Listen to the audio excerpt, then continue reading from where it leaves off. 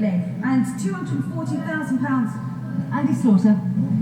Very much, Madam Deputy Speaker.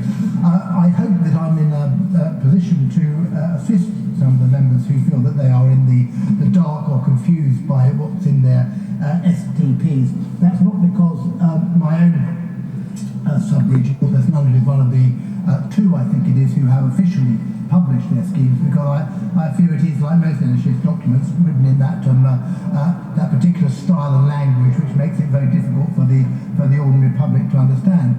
It's rather because for North West London, this is not a process that has mushroomed overnight, as has been the case with STPs generally, but has been developed over 4 years. We've had something in the wonderful Orwellian language that is used called shaping a healthier future since the middle of 2012, and that has simply morphed into the STP. So I can perhaps give that little insight in the few moments that I have. What did shaping a healthier future meant?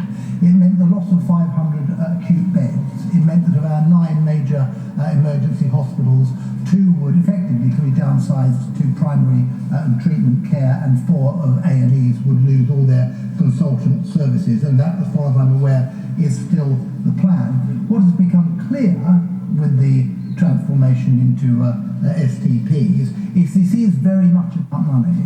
The original language 4 years ago was, unless we implement these cuts to acute services, then we will, quote, go bankrupt. When that language didn't go down very well, unsurprisingly, with the 2 million people affected in West London by this, the language changed. It was all about clinical care. At least I'm pleased that the honesty is back in the system. It is now very much about money, and one sees why when my own hospital trust, a very important, a very prestigious trust called Imperial that runs 3 major hospitals, is over £50 million in deficit this year alone. And for the CCGs, they are flatlining on funding, and the importance of that is that the only possible justification for these major cuts in acute care is because social care and community care and primary care will be increased in order to do that. How that is possible with budgets at best standing still, I really don't know.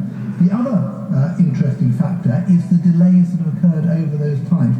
We had this proposal in the middle of 2012, a slight revision in February 2013, and then silence. And I have lost count of the number of times that I've been promised that a full business case will be published.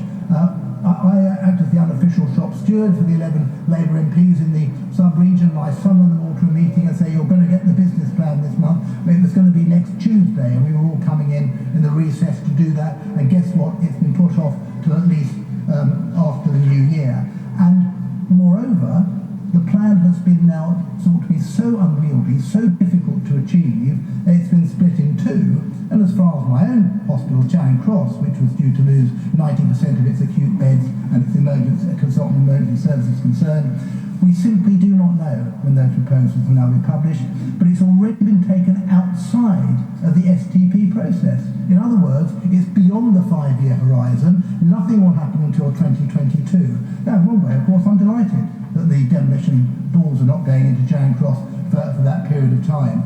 But in the meantime, the uncertainty, the lack of support the hospital is getting, it worries me greatly.